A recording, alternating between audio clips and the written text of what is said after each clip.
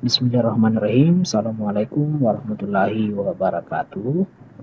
Di pertemuan kita kali ini, kita akan membahas tentang cara mengaktifkan fungsi login dan logout pada aplikasi Siakat atau Sistem Informasi Akademik yang kita buat. Oke, kita langsung masuk di cara pembuatannya. Di pertemuan sebelumnya, kita sudah pernah membuat file login dalam bentuk HTML dan CSS ya. Nah, seperti ini contohnya yang pernah kita buat, di mana ada 3 file. Yang pertama ada login.html, kemudian login.css untuk desain tampilan dari formnya itu sendiri, dan gambar logo Vicom yang kita tambahkan di form login. Nah, tampilannya seperti ini. Kemudian form login ini kita akan hubungkan dengan aplikasi akademik yang kita sudah buat di pertemuan sebelumnya. Ini kita close dulu. Kemudian 3 file ini kita copy. Kebetulan di sini saya menggunakan Windows 11. Dan kita masuk di partisi C. Kemudian kita masuk di folder SAM. Dan kita masuk di htdoc. Kemudian kita tinggal masuk di folder aplikasi akademik. Dan kita tinggal pastekan di sini ya. Selanjutnya kita masuk di sublime text-nya. Sublime text. Kemudian kita pilih file, lalu open folder. Kemudian pastikan kita memilih partisi C. Lalu kita pilih SAM dan htdoc. Kemudian kita pilih folder aplikasi akademik ya. Lalu kita pilih select folder. Nah, di sini sudah ada 3 file yang tadi kita kopikan, yakni ada login.html, kemudian ada login.css, dan ada logo Vicom ya. Nah, untuk di bagian login.html kita ubah menjadi login.php ya. Karena kita akan melakukan fungsi query yang mengambil data username dan password dari database ya. Karena kalau hanya HTML saja itu hanya untuk tampilan biasa saja. Namun karena kita di sini akan melakukan proses login, maka kita menggantinya dengan PHP. Kemudian kita enter. Nah, di sini sudah berubah menjadi login.php ya. Kemudian kita beralih ke index.php agar pada saat kita membuka aplikasi akademik nanti dia akan mengarahkan ke login.php. Nah, di bagian index di sini kita tambahkan script. Kita berikan script yang disebut dengan season. Nah, di sini kita kasihkan PHP, lalu kita tab, kita enter ke bawah. Lalu di sini kita buat season start ya. Kita akan memulai season baru ya. Kemudian di sini kita akan tambahkan kondisi. Kita pakai if saja. If jika kita tanda seru, tapi yang tidak, set. Jika dia tidak gagal ya, set itu gagal. Dan di sini kita buat variabel season dan kita akan panggil nama ID admin ya. Nanti kita akan tambahkan di database ya, admin di sini. Kemudian di sini kita tambahkan header ya. Lalu kita arahkan dia ke location login.php. Artinya di sini PHP season start kita akan mulai season. Jika tidak ada season yang mengambil data dari ID admin, maka dia akan arahkan ke login.php. Ya, jadi kalau kita belum melakukan proses login, dia akan otomatis mengarahkan ke login.php dulu untuk melakukan proses query ya. Untuk melakukan proses login, tentunya kita membutuhkan sebuah akun. Nah, akun ini biasanya digunakan pada akun admin ya. Nah, admin ini berada di dalam tabel database. Jika kita belum memiliki tabel admin, maka kita harus membuatnya dulu. Oke, kita langsung ke bagian phpMyAdmin di bagian database-nya. Untuk menambah tabel di database, pastikan SAM kita sudah aktif ya. Di mana ada Apache dan MySQL-nya di sini sudah terstart ya. Oke, kita minimize ini. Lalu kita pilih di tab baru, lalu kita tuliskan localhost php myadmin ya. Kemudian kita enter. Nah, di database aplikasi akademik yang kita pernah buat, di sini kita klik, lalu kita tambahkan tabel baru ya. Nah, di sini nama tabelnya adalah tabel admin. Sebenarnya untuk pengguna dari sebuah aplikasi itu ada banyak user ya. Biasanya digunakan oleh admin, kemudian ada user, dan ada juga support admin ya. Namun di sini saya akan memberikan satu contoh saja, yakni tabel adminnya. Kemudian field yang perlu kita masukkan, yang pertama ada ID admin ya. Kemudian nama, yakni orang pengguna, yakni nama dari admin tersebut. Kemudian ada username. Kemudian ada password ya. Nah, username dan password inilah yang nanti akan dimasukkan ke dalam form login untuk melakukan proses query. Kemudian di sini kita ubah tipe datanya. Untuk ID admin tetap saja integer. Untuk nama kita pastikan varchar, username juga varchar, dan password juga varchar. Karena varchar di sini membaca karakter dan char, maka kita masukkan pada nilainya ya. Kita masukkan saja 35 dan 35. Nah, di sini indeksnya kita jadikan primary key di bagian admin ya. Lalu kita tambahkan auto increment. Kemudian kita simpan. Nah, selanjutnya kita coba tambah data baru dulu ya. Kita tambah satu akun. Nah, di sini kita masukkan nama saja ya. Di sini admin saja. Lalu kita pilih kirim. Kita coba cek di struktur di bagian jelajah. Di sini sudah ada satu akun ya, yakni Dedi, dan username-nya adalah admin dan passwordnya juga adalah admin ya. Kemudian kita kembali ke Sublime Text ya. Di Sublime Text di sini kita kembali ke login.php. Nah, di sini kita tambahkan fungsi required ya, agar pada saat data yang kita masukkan masih kosong, nanti kita akan diminta untuk memasukkan datanya. Kemudian di sini kita tambahkan bagian name. Untuk username kita tuliskan juga username. Pastikan data di sini sesuai dengan di database ya. Kemudian di sini ada password. Kita Ctrl S, lalu di sini di button kita tuliskan tipenya adalah submit, karena kita akan melakukan pengiriman data. Kemudian di bagian form kita tambahkan action.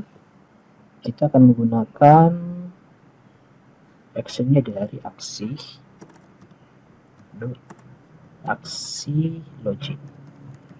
login.php.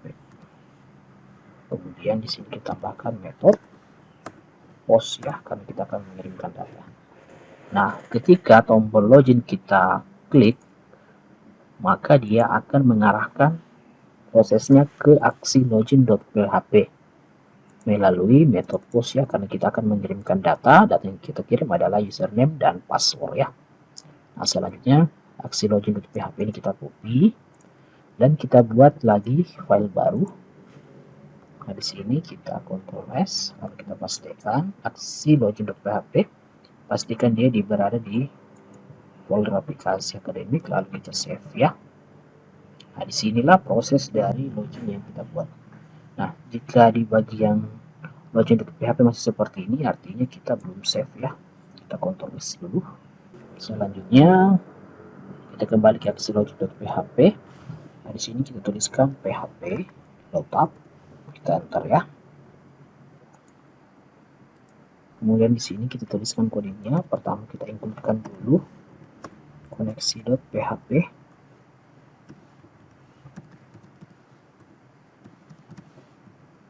Lalu di sini kita buat variabel username sama dengan di sini kita tambahkan metode post ya. Lalu kita panggil data dari username. Kemudian di sini kita titik koma ya. Kemudian di sini kita buat lagi satu variabel, yakni variabel password. Oke, kita panggil method post juga. Di sini kita panggil data password. Oke, kita titik koma. Jangan lupa Ctrl S. Nah, di sini kita buat sebuah variabel lagi, variabel hasil. Kita akan menampung beberapa data. Di sini kita panggil mysqli query.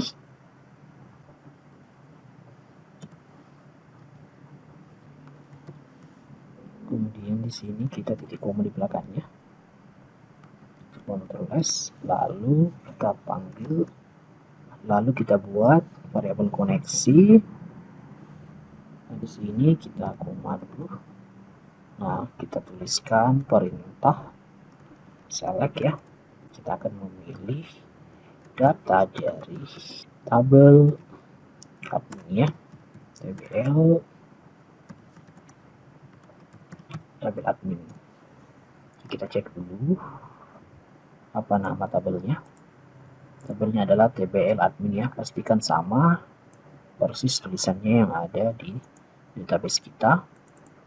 Kita akan memilih dari tabel admin, di mana yang kita pilih adalah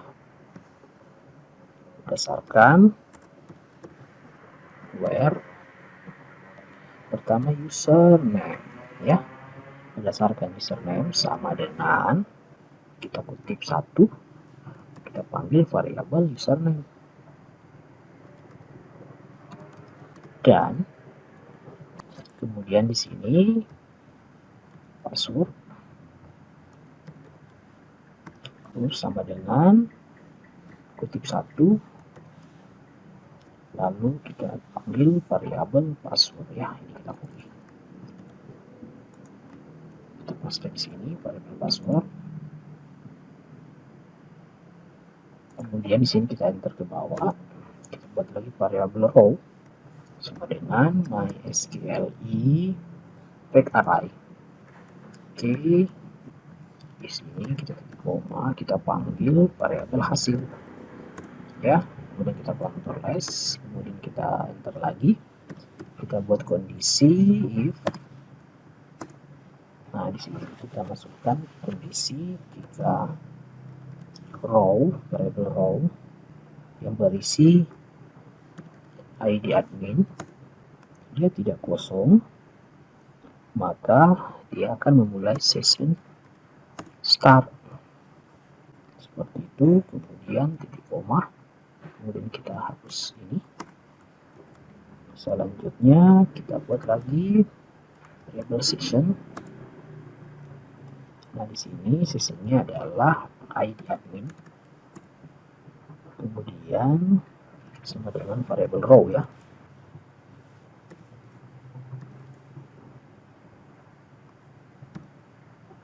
Kita tulis lagi ID adminnya, kemudian titik koma. Selanjutnya di sini kita copy lagi, kita masukkan nama ya, siapa nama akun yang akan digunakan, dan di sini kita tulis lagi nama ya. Kita Ctrl S. Nah, selanjutnya di sini dia akan arahkan menggunakan header location sama dengan index.php. Sini titik koma. Nah, jika berhasil memasukkan session admin, maka dia akan mengarahkan ke index.php ya.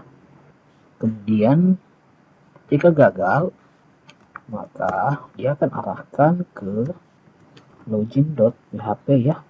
Sini location sama dengan login.php. Di sini kita tambahkan sebuah pesan bahwa jika dia gagal, sama dengan gagal ya, gagal login.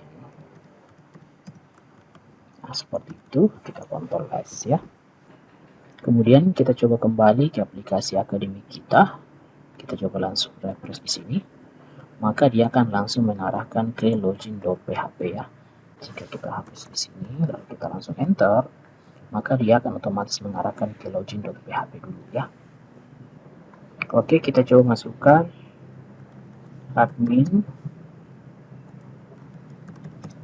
yakni data username dan password yang ada di tabel admin, yakni ada admin, username adalah admin dan password adalah admin. Kita coba masukkan data itu lalu kita pilih login dan berhasil ya. Nah, seperti ini proses loginnya. Kemudian kita akan mencoba mengaktifkan fungsi logout ya. Nah, di sini kita kembali ke sublime text kita. Nah, di sini kita tambahkan file yang namanya logout ya. Kita Ctrl S, di sini ada logout.php ya. Kita Ctrl S. Nah, di sini untuk login logout di sini cukup sedikit ya. Kita hanya perlu menghapus session yang kita sudah buat. Nah, di sini kita buatkan lagi session start dulu. Kemudian di sini kita hapus sessionnya dengan cara session destroy. Nah, jika session ini sudah dihapus menggunakan session destroy, maka langsung akan diarahkan kembali ke login.php ya. Login.php. Di sini kita tambahkan pesan logout ya. Oke, kita titik koma, kita Ctrl S. Selanjutnya kita ke menu index, kita scroll ke bawah. Nah, di bagian logout di sini kita panggil logout.php ya. Kita tulis logout.php. Artinya pada saat kita klik logout.php dia akan memanggil coding logout.php yang kita buat di sini ya. Oke, kita kembali ke project kita coba refresh dulu 1 kali. Nah, di sini di bagian administrator kita tinggal pilih logout dan proses logoutnya sudah berhasil ya. Oke, kita coba login lagi.